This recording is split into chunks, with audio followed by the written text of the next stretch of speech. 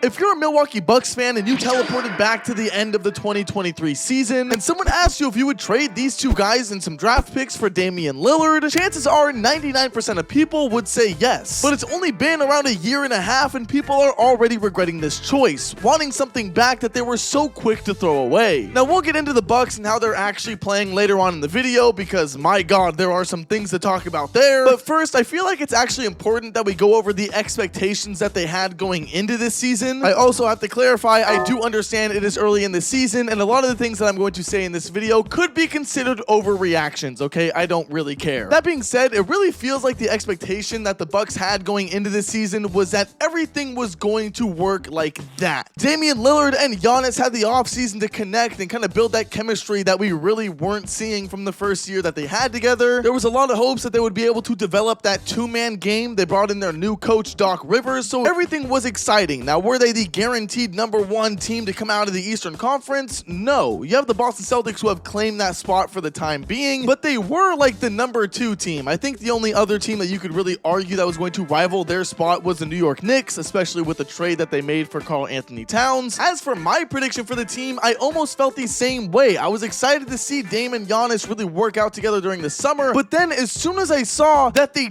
didn't work out together because of Olympic stuff and because Dame couldn't make his way out to Greece, that was a little bit scary to me. Like, I understand that they can develop their chemistry through texts and calling or whatever they do every single day. I don't mind that. But to see that they didn't even get into the gym together at all this offseason might explain a little bit why they are struggling. Because, man, if you put the expectations alongside how they're performing right now, not just their record or their season performance so far, just their actual play, like the actual play that you watch when seeing the game, it is god awful. It is terrible. And I think that part of that comes from the fact that they don't have chemistry. They don't know their identity. When Dame first joined the Milwaukee Bucks, one of the first things that Giannis said in an interview with Bleacher Report, it looks like, was that it was now Dame's team. Basically, I might be here, but this is his team. It doesn't matter what people say. Giannis, this is his team. Like, he gotta lead this. The Milwaukee Bucks is all Damian Lillard. Giannis is moving his position to the #2,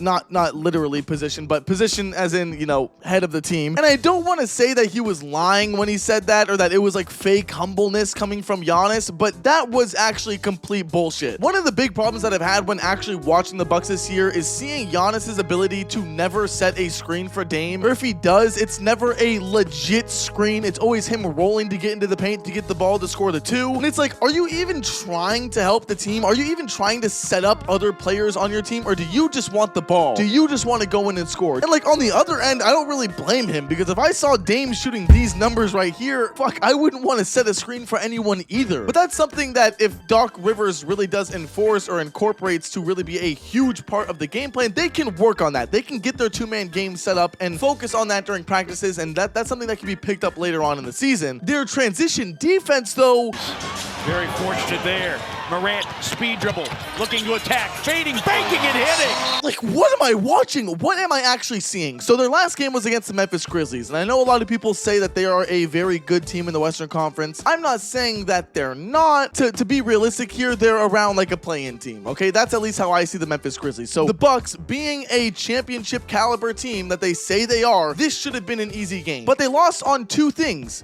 the transition points and the free throw line. When you have John Morant attacking you like that in the paint in every single transition, yeah, they were going to get cooked. There is no transition defense with this team, and now on offense, they can't get shit going. And it was the first time this season where I feel like they saw things weren't working and said, okay, fuck it, Damian Lillard, you're just gonna sit down. Let's go back to the NBA Finals ball that we know, which is just get the ball to Giannis and let him drive in the paint. And yeah, if your whole objective was to get Giannis some points, sure, it worked. I think he ended this game with like 37. But my god, it's just not going to work. Now, I should give Damian Lillard a bit of the benefit of the doubt here, because Scottie Pippen Jr. was absolutely hogging this man on defense, which when asked why he was going so hard on defense, Scottie Pippen Jr. said, and also one of the coaches over there didn't believe in me, so I definitely wanted to show I can play some defense. Darvin Ham just continues to wreck teams even when it's not the Lakers. So it starts to make you think, with all of these problems, both offensively and defensively, how could the Bucks do anything? And sorry, I'm gonna rewind and go back to the whole transition defense thing from the Milwaukee Bucks, because it's not just the transition defense. Go ahead and take a look at what the opposing point guard has done to the Milwaukee Bucks so far in their,